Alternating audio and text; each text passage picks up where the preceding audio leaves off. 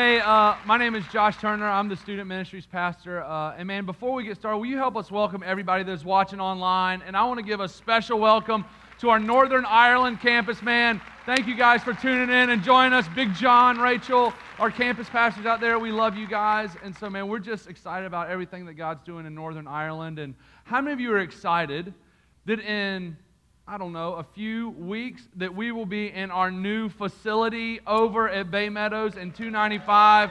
Listen, that's a weak cheer. We need more than that. And so, put some stank on it, girl. That's what I'm talking about.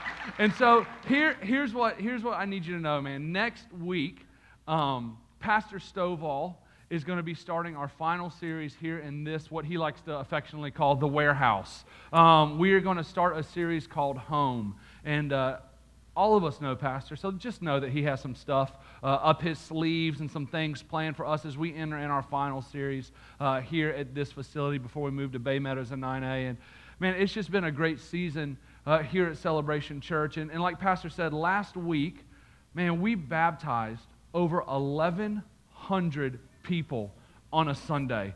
That is not really heard of that much. I was actually down at Southeastern University this past week speaking there, and I was talking to some of their staff, and they were like, how's everything going at the church? And I was like, everything's going great, man. We just did spontaneous baptisms this past Sunday, and we baptized 1,100 people. They're like, holy cow, you baptized 110 people? I'm like, you're not good with numbers. I said 1,100 people, and so that is absolutely ridiculous. And man, I just want to thank Pastor and Pastor Carey for giving me this opportunity to come up here and share with you guys. And what I want to do is I kind of want to build off of what God did last week. Because for me, and Pastor said it best in the video, for me, last week has been my favorite week at Celebration ever. And what God did on that Sunday. Man, I got to see people whose marriages were falling apart. There were two people in particular that they began coming just separated, not even living together. Their marriage was absolutely falling apart. And I got the privilege of baptizing them together. They're back together, living together, marriage being restored in the same baptismal tank together. And that is a testament of God. And so what I know happened last week is that for so many people, we experienced a mountaintop. We experienced one of those mountaintop moments with God, man, where you came in and it was awesome. You see people and nothing was planned and you know it. You saw people come and they just had tears in their eyes and they couldn't explain what was going on. But they just knew that they needed to make a public declaration of their faith in front of all these people for Jesus Christ. And man, that is a mountaintop experience. I'll never forget, I got baptized on this stage. And I'll never forget, I actually have my baptism on video. And then I got to baptize my son over there. And those are mountaintop experiences. Those are experiences, man, that we will remember for the rest of our life. And even if you weren't one of the ones that got baptized, you can't negate, man, that God in that moment last weekend was absolutely all over this place. You could feel God's presence. You could feel what God was doing. And so whether you were the one that got baptized or you didn't get baptized, I think all of us, we experienced the mountaintop. We experienced the mountaintop as a church. We experienced the mountaintop as individuals. And maybe you just missed last weekend. Well, I would say it's safe to assume that you've had some mountaintop experiences with God. That you've had some moments, man, where you've been trusting God and you've been crying out to God and you've been believing God for miracles. And that God has come through. How many of you know, man, those are mountaintops. And a lot of us, we want to stay on those mountaintops, don't we? We want to stay in those places where we always feel the presence of God and we always feel God's love and we always have those, those feelings where it's like, Jesus, I just want to hug you, like those mountaintop moments. But what I've learned in my life is we're not meant to stay on the mountaintop. The mountaintops are good, but see, we're called to reach people, and the people that we're called to reach, they're not found on the mountaintops, they're found in the valleys. And so sometimes we can't stay on the mountaintops. I feel like God gives us mountaintops at times so that we have the strength to go down into the valleys and get people and then bring them back up to the mountaintop with us. And then there's other reasons that we leave the mountaintops and go to the valleys, and we've talked about it in here before, man, that sometimes life is just hard. And sometimes everything can be great. And I bet you that there are some of you in here that you got baptized this past Sunday, and then when Monday hit, all hell broke loose. And I bet you, man, you're like, God, I just got dunked.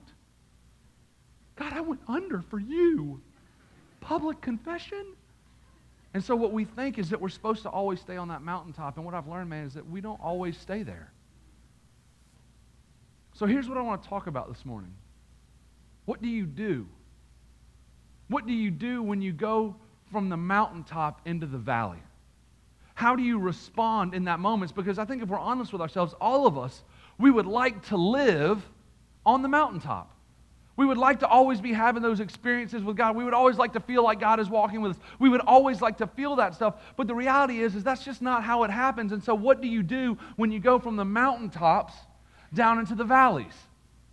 And so what I want to do is I want to look at the life of Elijah and just a caption of his life. If you have your Bibles, you can turn with me to 1 Kings 16. I just want you to know where we're at because I'm going to paraphrase a lot of Elijah's life. Because what you see in the life of Elijah is Elijah has a lot of mountaintop experiences. Elijah has a lot of moments where it almost seems that Elijah goes from mountaintop to mountaintop to mountaintop, and then he kind of hits a valley, but then he goes to mountaintop to mountaintop to mountaintop. So what is it that we can learn from the life of Elijah as we go into our valleys and we desire to be back on the mountaintop? And so we're going to pick it up at the end of chapter 16. I'm going to paraphrase a lot of stuff. I encourage you to go back and read because this is an amazing story and God does a lot of miraculous things in the life of Elijah. At the end of chapter 16, we pick it up and King Ahab is the king of Israel. The Bible says that King Ahab did more wicked in the eyes of the Lord than any other king before him. Also, King Ahab married a woman named Jezebel and he allowed her to bring Baal worship in to Israel. If any of you men in here have ever dated a woman and your mom said, hey, that girl's got a Jezebel spirit on her, this is who it comes from. If any of you girls have ever been described as having a Jezebel spirit, you can set up a meeting with Pastor Wayne and he will counsel you through your Jezebel spirit. I can say that because he's not in here. He's going to punch me later.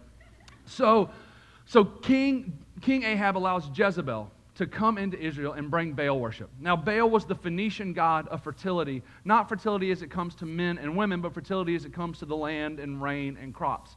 Not only did he allow her to bring Baal worship in, he actually built her temples to worship Baal. They also built these things called Asherah poles, and Asherah poles were idols that were built to Baal's wife. So how many of you know King Ahab has allowed a lot of wickedness to come into Israel? Then we pick it up in chapter 17, and this is kind of where Elijah comes on the scene. Elijah is sent by God to stand before King Ahab, and he says, King Ahab, because you have allowed all of this evil in Israel, what I want you to know is that there will not be any rain on this land until I give word. Now, what I'm going to do is I'm going to count that as a mountaintop experience for Elijah. I mean, here you are standing before the king, and you're saying, King, I need to let you know, but because of the way that this world is, because of the way that this nation is, there's not going to be any rain until I give word. I mean, that would be like me standing before a president and say, hey, I need to let you know something. You're doing a bad job, and because you're doing a bad job, no rain.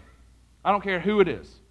So don't try to paint me as Barack or Mitt. Ha, see what I did there?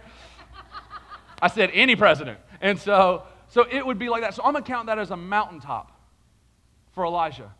Then God says to Elijah, Elijah, I want you to go to the brook of Cherith. And Elijah, at the brook of Cherith, there is a brook there that you will be able to get water from. And Elijah, I have commanded the ravens to bring you food. I'm going to count that as another mountaintop because I've never had a raven drop me off a Whopper. Do you know what I'm saying? So I'm going to count that as a moment for Elijah. When that first bird came down and dropped him some meat, he was like, all right, cool, God's still in this. So I'm going to count that as a mountaintop. Now Elijah stayed there for a year, and then eventually the brook ran dry because there was a drought. God then came to Elijah and said, Elijah, I'm going to send you to Zarephath. And in Zarephath I have commanded a widow to care for you. So Elijah makes the journey to Zarephath, and as he gets there, he sees the widow, and actually at this moment she's picking up sticks. And he says, ma'am, please go get me something to drink because I'm really thirsty. And as she's going to get him something to drink, he says, also, please bring me a piece of bread. And she turns around, she kind of looks at him, and she says, well, see, I don't have really anything. Actually, all I have is a little bit of flour and a little bit of oil, and I'm going to go home, I'm going to make a fire with these sticks. I'm going to make some food for me and my son, and then basically we're going to wait to die because we have nothing left.